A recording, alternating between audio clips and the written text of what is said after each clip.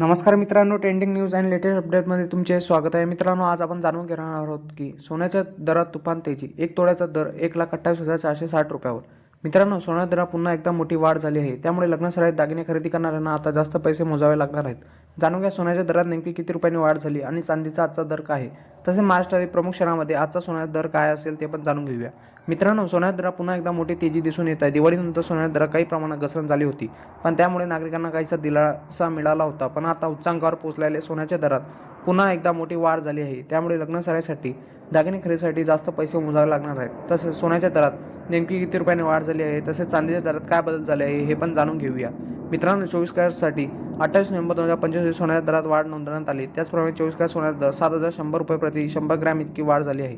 यामुळे 100 gram 24 crate सोन्याचा दर 12,70,500 रुपयावरून 12,84,600 रुपये इतका झाला.